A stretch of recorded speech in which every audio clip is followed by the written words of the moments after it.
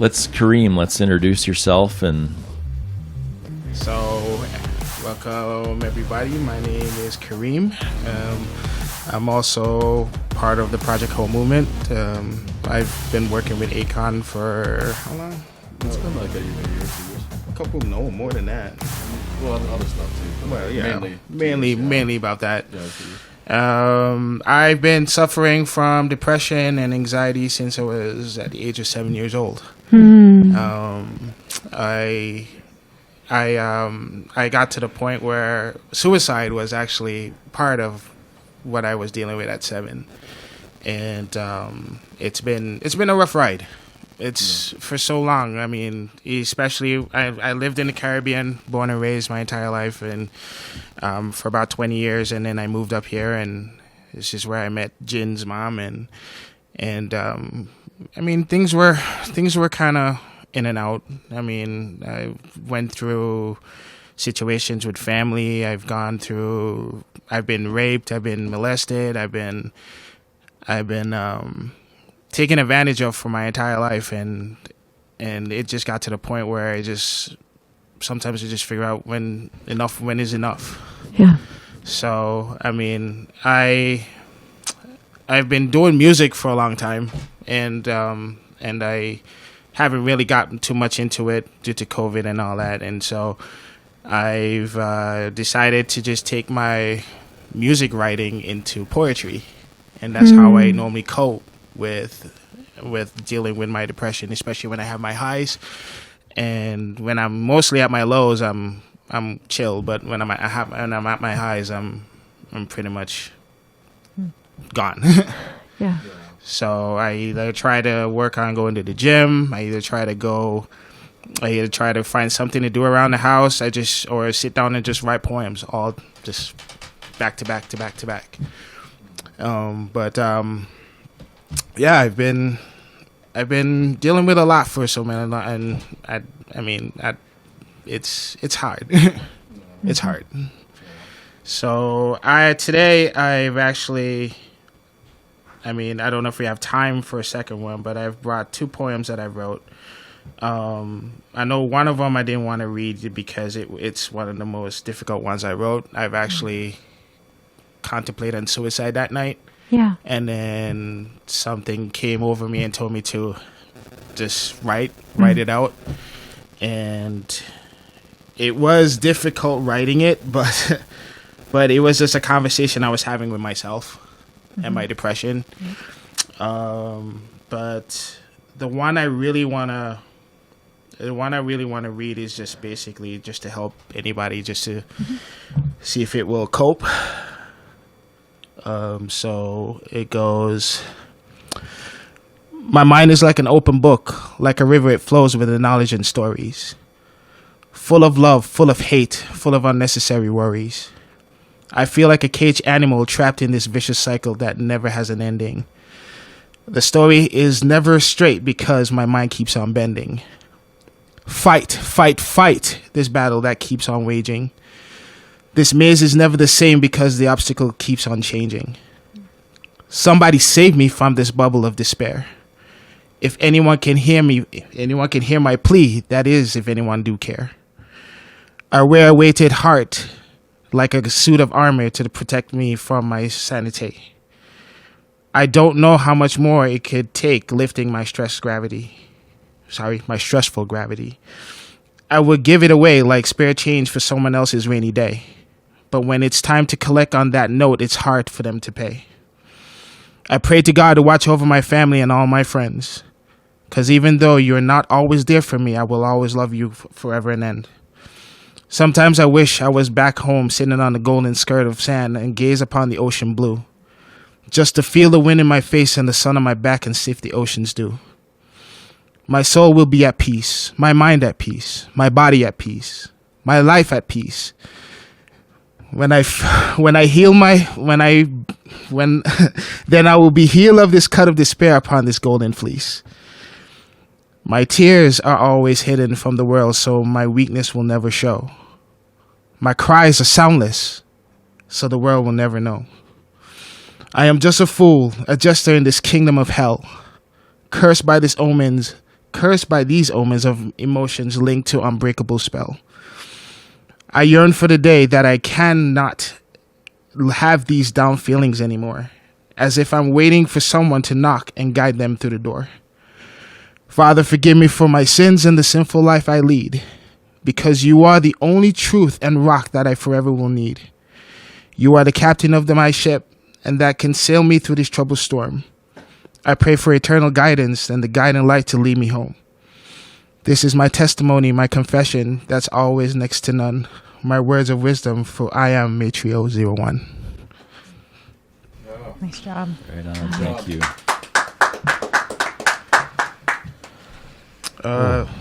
Yeah, so when I wrote that, I was probably in a really bad place, and I think it was just one time I just thought about home, and it just helps me remember when I was living back in the islands and how I used to sit on the beach every day, and then just everything just goes away. Mm-hmm. So that's one of my stories. Do you guys have time for one more?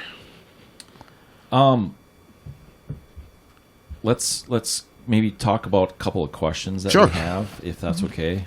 Sure. Maybe we can slide into there. We have a couple of good therapists here, and I think that we want to balance that out a little bit. Can I just say something real Yeah, quick? please. I just wanted to say that I know it's hard you were just really vulnerable and sharing that. Mm-hmm. And I just wanted to say thank you. Yeah. You could tell just by you reading it that you had so much feeling, and there's just a lot of powerful emotions behind that. So, Thank you.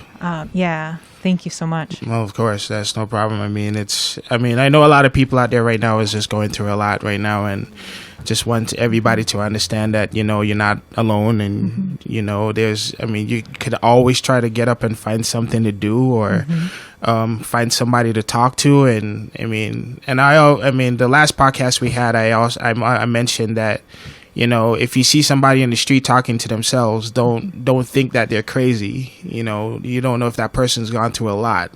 Just walk up and just say, hey, how you doing? Yeah. What's going on? Just have a conversation with that person and we'll see what that person is dealing with, because you never know. Yeah, that's one thing actually that I learned through being a therapist, that just understanding other people have stories and they have struggles, and could be like the example you're saying, or someone who's addicted to substances or something. Like, we don't want to struggle. That's not our purpose in life. We don't want that. And so something has brought us to that point. And so being able to look at people and just know that everyone has struggles, everyone.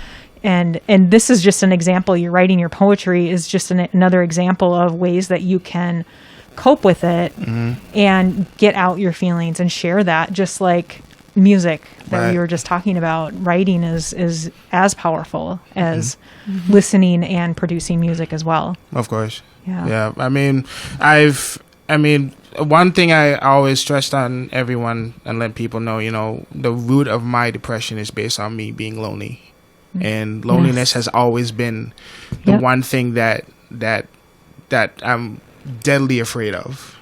But I'm trying right now. I'm trying my best to find ways of coping with being alone. But even though I don't want to be alone, and even though I do have friends around and people that I can talk to, sometimes you just want to be by yourself, but then half the times you don't want to be by yourself. So it's just kind of massive contradiction when it comes down to it. And so I always, and in situations like that, what I normally do is just try to find time for myself and kind of reflect on things that means more to me and what will help me find a path to, just deal with whatever I'm dealing with. Let's the loneliness thing. You hear and see that a lot right now, but I've seen and heard it in some of the circles. I go to a lot of schools and speak. It's been happening for years and years, and it seems like it's ramping up, and it has been for a long time. Why do you think that is? why are we're so connected with technology more so than ever before, but the you hear about loneliness more and more and more and more. Do you want it, or do you want me to? Is that? Yeah, I mean, yes. Are there statistics to that, or is it? Sure, let me check. And, I mean, I don't know. Like, is there a database that tracks some of those questions in your fields, or? Well, there's research. Sure. So, I mean, I don't think there's a database specifically for loneliness, but there's loneliness assessments and scales for sure. And yeah, you can find research on it. I mean, especially now, I mean, since social media and technology has been such a big deal. And now you add the pandemic on top of that, where, I mean, last year at this time, you know, you took teenagers out of their environment. I mean, teenagers are social beings. They want to be with their friends. And then when social media and technology, that kind of pulled them back a little bit. And then the pandemic just really kind of took that away with no, it just happened one day. With social media and having the capabilities of being so much closer, but yet seeming so much further apart. Like, is that because it's not as genuine? Are people trying to, you know, the Instagram photos, you know, you hear about all that kind of stuff. Is that part of it? Like, I remember for me growing up, of course, I didn't have it, but I mean, we would get in fights and we'd stand up, brush off, and say, "Let's go, you know, let's jump on the dirt bike," and you know what I mean? Like, it seems so different than with social media. It's just not as genuine. Well, I think it's what it is it's the quality of the connection. In a sense, is like, so let me figure out where I can start in all this. So yes, there is research. Because I think you hit on loneliness. When you asked, and I wanted to pull on that because you're absolutely right. Loneliness is basically, you know, like how when you feel hungry, right, you eat, right? When you feel sleepy, you sleep. When you're thirsty, you drink, right? One of our basic biological needs, what we need to survive, is to connect with other people. Right? So loneliness is that signal to our brain to reach out, to check in with our people, to, in a sense, and quality people. And quality in the sense of not like, oh, I'm the best, greatest person in the whole wide world, but quality in the sense that Allison, you are. I know I am. You are. It's okay. Yeah. I'm still the best in this room, and that is a thing that I struggle with because I am slightly narcissistic in that way. Sure. In preparing for this, my first thought was, Derek asked me, what's your purpose in coming here today? And I'm like, I want to look like I'm the smartest. And everyone else here is like, I want to help other people. And the therapist's first thought was, I want to look smart. So there's a humbling moment. But anyway. So that's perfect. I mean, right? that's honest. I'm human. That's absolutely. Right? I love that. I'm human, right? Therapists, we're not something special. All we've done is we've studied something, well, right? If you're smart. Can I be special? Yes, you can be special. Yeah, but no, the reason I struggle with that is like I have a story too, right? And so for me, one of my core fears is, you know, that you're going to think I'm dumb, right? And then I won't belong, you know. And we all have that core need for belonging, and so that social connectedness, right? In a sense, is that we want information that's relevant to who we are. Right, and what we're interested in, right? We want to have access to resources that we need, and then we want to feel that we belong, right? And that's why, I asked, when did you know that you belonged? Because we all know that moment we felt like we belonged. And we come into this world hardwired for social connection, right? And the first social connection we make is with our mom, with her smell, with the sound of her voice. And then dad slowly grows over the year. Yeah, that's right. And what's really cool is the more dads interact with their kids, the more their brains does the exact same brain changes that mom is doing during pregnancy. So that's really cool. Just side note, rabbit trail. We can go down lots of rabbit trails. But anyway, so like social isolation, and the quality of it is that we need to see people face to face. I go back to smell, because that is our first way of connecting, right? When I speak to you, the power of music is, it's not only the words, it's that we feel it in our whole entire body, right? It's when I'm talking to you, I feel you through all my senses, right? trust isn't built in the words I say. Trust is built in the little nuances of my face, right? And so some are like freaking out because of mass, right? I'm freaking out because I'm an auditory dyslexic and I read people's lips, right? So I am like missing words all the time, and so that's why like videos and social media don't meet that need because we can't smell people. We can't get those little nuances. We're not really getting the tone of their voice and feeling it in our whole entire bodies, right? And with social media, the reason it's called, what is it called? The devil? No, kind of. Yeah, right. No, it's a paradox. It's a paradox. I think it's the social media paradox. Yeah. And it's the idea is that we're more connected than ever, but we feel more lonely than ever. And what they're saying is it's not that social media is necessarily the devil. Right, I know. Right? But what it is it's what is our intention in using it? So when I talk to my clients about it, what I say to them is like, think of social media as this, right? If I think of scrolling, just going through it, is if you are physically running around the neighborhood and all you're doing is, in a sense, just saying, hi, hi, hi, hi, hi, hi, hi, hi, right? You're going to be exhausted, right? You're not going to feel like you made a social connection. You really don't know much more about yourself or the other person, right? And so with social media, the way we get that sense of meaning and connection and purpose is that we are thinking of it as I'm going to someone's house. And what do I want to get out of this? Right? And what in a sense do I want to receive and what do I want to give? So can I jump on that as far as, kids in Rochester are going back to school on Monday. Right? How do you feel about that? I think it's a fantastic idea. Now that most teachers are vaccinated, because my husband's a teacher, and I think that that's important. But that's a whole different side note. And I'm not going to get in. I mean, from a psychological place for kids. Absolutely. So this is my point, right? Is that, high schoolers, middle schoolers have been at home for a year. And, I have clients, obviously they're clients, they're struggling with anxiety, most of them, some depression. And now they have to go back to school. And, some parents are like, you don't have to go back to school. And I get that. Like, I get there's anxiety or there's reasons why kids maybe shouldn't go back to school. But for this exact reason, the loneliness and being in your house. And I know that people have been going out and stuff, but you can't connect with your teacher.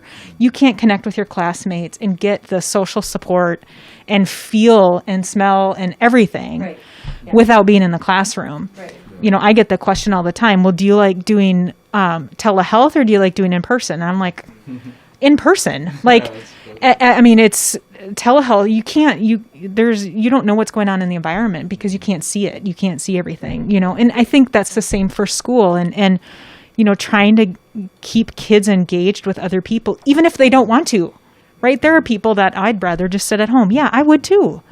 But we're social people. We need to be engaged with each other. So yeah, I was going to say too, is that I think, kind of hitting on what you said, Allison and Andrea, is that I think there's a very strong like connection that we have, like even at birth, because we're tied with our mom, Yep.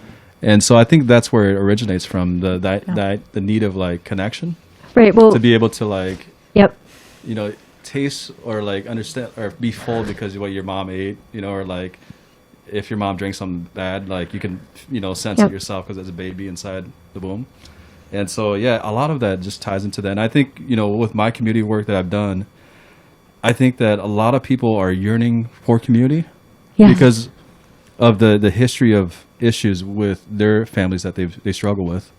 And so I think maybe they might have had issues with their mom or dad, and they just no longer talk to them, or they may have had like their parents were alcoholics and they just maybe like disowned them or whatever it is. But I think I see a lot of people do desire like community, and like so like when I go to the homeless shelter, a lot of them would say, "Hey, can I connect with you? Do you have a phone number? Do you have an email address? Do you have some type of contact so that way we can hang out?" Yeah. A lot of them would say that. Yeah. So, and I just feel like there's a strong need for a lot of people to be connected with someone that's quality, like you said. Well, and I also want to say that they want your phone number and email because you're supporting them and you make them feel like they belong. Yeah. And so the Project Hope movement is is doing that, right? And so I think that's when you can tell that you're making a difference, is exactly what you're saying. Yeah, and I just want to say to the listeners out there, I don't think like when we make a difference, I feel like a lot of people think we have to have this like big, shiny, we have to make a big difference. Shiny. You gotta have be a shiny. Yeah, but it's little the small things, in your everyday life, like what you were saying, Andrea, is like just like saying like, hey, just encouragement. Yeah. Or, I laugh because I had a client, adolescent boy, and he connected on something weird now, and I went home. It was my last client of the day, and I went home and I'm like, I did it, like because it was like, oh, like he like adolescent boys are really hard. I'm just saying, right? I mean, we do only women's see health, women's mental health. so probably not. Boys suck is what you're saying. No, I'm not. But it is. It's the small things. It's like every day, every client I work with isn't like this big aha moment, but when you have them, it's like, I wanted to go and like celebrate, but I mean, I told my husband. He was like, "Oh, great." I don't know, but Just to go back to touch on that for you, what you're talking about is attachment. yeah. And what attachment is like the foundation for all the rest of the relationships in our life are formed in childhood. And that starts with that attachment. And what that is someone is in a sense syncing up with us and mirroring us and in a sense responding to us, and they're being the bigger, kinder, wiser, stronger hands, offering a secure haven and a safe base for us to go out and explore the world. And then when we come back in, they help us make sense of our emotions. They comfort us. They guide us. And then we know that they're around so that and we're all on that. No one ever leaves that circle of attachment. We all need people that we can come home to. We all need those people that can offer us that safe base and that secure haven we all need the bigger, stronger, wiser, kinder hands in our circle. And what I heard in your poem is that faith was that for you. Right? That's a big part. Like we all have different things in our life where I heard that, and also like the image of home, that there were parts that even though I heard that home was hurtful, there were parts of your home that you also can reflect back, and the power of imagery and how imagery like in this can take this moment and make it something beautiful or helpful or in a sense different. Right. I mean, the thing about it is that, one thing I've always really depend on when I get into those little situations is basically, I'll call my mom. I'll call my mom and say, hey, I'm dealing with this and what have not. I mean, the first time I've actually opened up to my mom about me being raped and molested and stuff, she was just like, why didn't you say something at a young? I was like, I was really young. I didn't know how to approach anyone. I mean, I've always felt like nobody even cared. I mean, my dad was around, but he was not around because my dad always was to himself, may his soul rest in peace. But when my dad finally came around, is when first time my dad ever told me he loved me was when I was probably 34, 35. And that basically just tells me that my dad was just like, hey, please forgive me because me and him, we never really had a good relationship. And so I've always used to rebel all the time. Like I said, my entire family on my mother's side was always against me, and I felt like nobody cared. And even if I go to somebody about my situation and what I was dealing with and the secrets that I've held for so long, is like, I don't know how they would look at me, Right. And my dad, and another thing too is, my family used to think that, I would fall into a situation of being gay. And because I guess when I was young, I used to show those kind of signs. But I practically was going through a phase. And I'm sorry if I'm saying it like that, but the thing about it is, I guess he was just like, he kind of shoved himself away from me. Yeah. And because of that, I had to take it on myself to like raise myself and try to understand. My mom taught me, it's a good thing my mom taught me wrong from right. And me learning the different things of being wrong and what's supposed to be right, and knowing the opposite of wrong and right. And so that kind of helped me understand how how to become an adult at a very young age. And I mean, like I said, when my dad first time came out to tell me that, I was just like, and the thing about it is I was driving that day, and it was a massive situation between me and a family member, and I was driving my dad. When he told me that, my car almost went in a ditch. I bet. Because in the Caribbean, they don't. There's no hugging and there's no I love yous, and there's no you fell, let me kiss you and we make you better. It's always tough love. Yep. And so I mean, so that's how I became strong enough to deal with things on my own. But sometimes there are the other things that I can't do on my own. Right. And especially when I hear like a friend got raped, or I mean, it kind of brings back situations like, I mean, how do I tell them? How do I help them to that situation? Because so I really apologize to interrupt you, man. That's a really it's deep, it's big, but we're running out of time, unfortunately. Another wrap. That's fine. And we want to hear from our other guests. So if we maybe could switch out, of course. But thanks for being so brave. Okay, no, that's no problem. Yeah. I want to thank you for being that honest. It's really tough to do, so appreciate that. Helps a lot of people. Just want to tell everybody out there, if you ever really, really go into a situation, don't be afraid to talk to somebody. Don't be afraid to find something to do and get yourself out of that rut. Yeah. You know, so That's awesome. all right. Thank you. Thank you guys. Hey, a lot of people have asked how they can support the work we're doing here at Matt Logan Speaks. Well, you see this hammer that I got in my hand? It's pretty big. All you have to do is hammer the share button. Go ahead and hammer out a comment to us. Go ahead and hammer the like button. Go ahead and hammer the subscription button. Go ahead and hammer the notification bell so that when we have new content up, you're the first to know about it. We really appreciate the comments, shares, likes, because you know what? That's the best way you can support us, because the algorithms on all these fancy computers, that's what they need. We appreciate it.